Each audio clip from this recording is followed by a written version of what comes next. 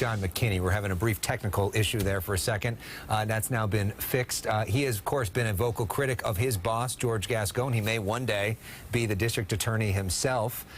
John, in terms of the reporting that we know of, our colleague Bill Maloogian at Fox News Channel obtained these tapes, told the DA's office about it, and then the announcement of the policy change before the Fox News story could be published. What is your sort of big takeaway about what happened here?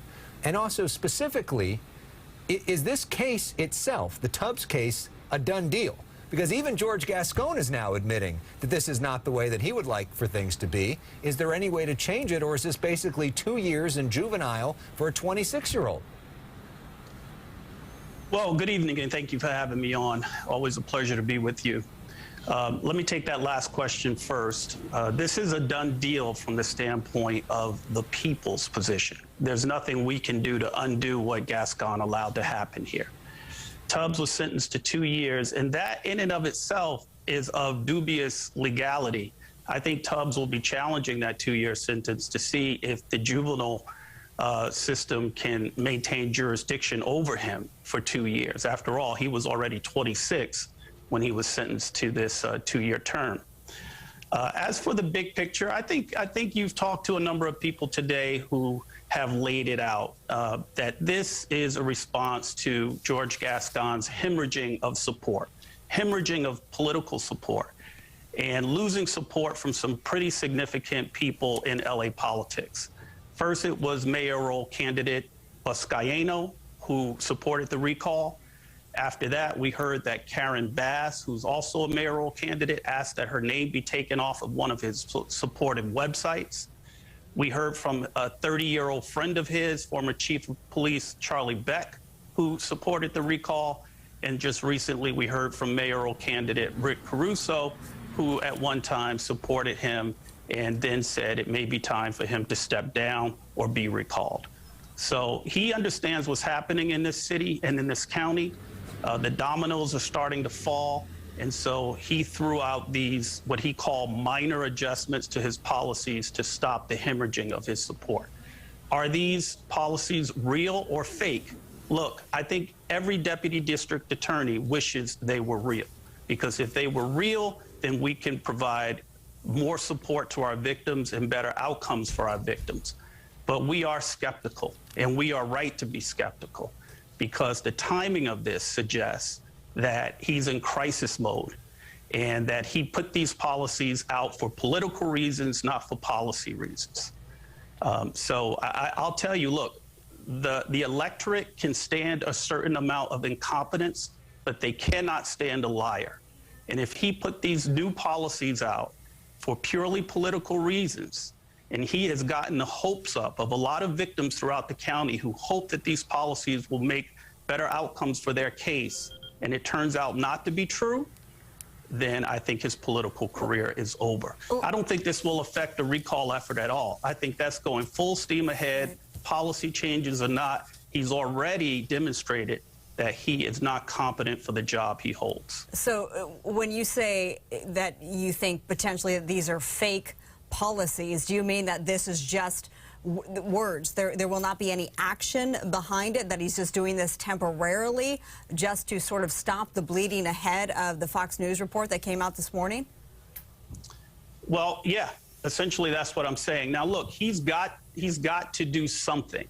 He's got to show 1, 2, 3, 4 changes. He's going to announced that special circumstances are going to be filed in a couple of cases, but they'll be indistinguishable from many other cases in which he will not allow them.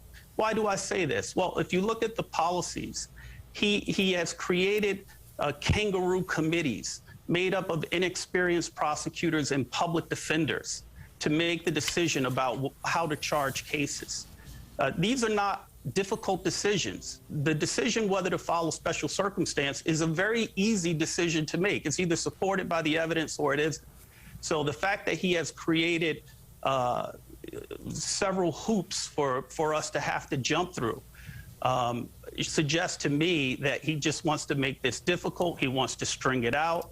He wants to maintain support. God knows how many people have been calling him, telling him, you better do something or you're going to lose my support. And I think that's what's happening here. Phil.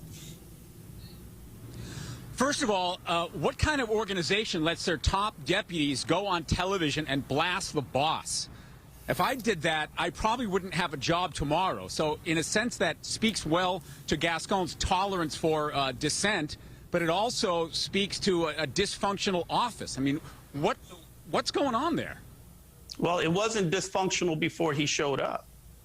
I mean, there wasn't much vocal dissent because prior DAs acted within the law and within policy and within ethics.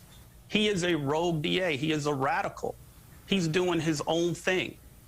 As for, giving him credit for allowing people like me to speak, well, we have something called the Constitution.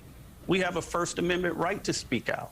We have a First Amendment right to let the public know that the district attorney, who has jurisdiction over 10 million people every day, isn't following the law, that he's not supporting victims. He's not advocating on behalf of the people. He's more aligned himself with perpetrators. He calls them clients. The people have a right to know this, and people like me are speaking up and telling them about it. And just to clarify something real quick before we go, you talked about lying.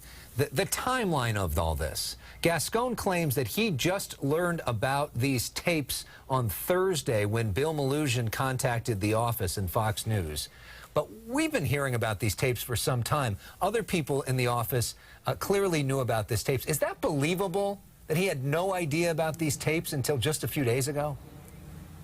It's unbelievable except for the ineptitude of this administration. When you realize how incompetent they are, then it is believable. Let's talk about the timeline. On February 16th, he was interviewed by Frank Stoltz, and he told Frank Stoltz that he was adjusting his juvenile policy, but he said, even someone like Hannah Tubbs should be kept in juvenile court, even under these new policies. I wouldn't have transferred her to an adult court. That was on the 16th.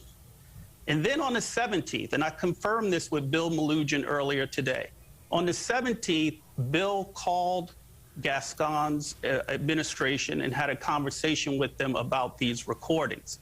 They were surprised. His inner circle didn't know about these recordings. That was on the 17th. What happens the next day? 4:30, after work, he releases new directives and new memoranda laying out these new policies. That was crisis mode. We all knew when our phones started going off and we checked our emails that he was in crisis mode, because you don't release policies at 4:30 on a Friday of a holiday weekend. Well, and he then, certainly of course, did. And then on the 20th, we got a press release, and you saw his press release where he does a 180-degree turn from what he told Frank Stoltz. Right. So Deputy DA John McKinney, you've been with us many times at 7 o'clock. We always appreciate it. Thank you for being with us tonight. And Phil, thanks for your reporting today. Thank you, guys. Always appreciate it. All right. And of course, we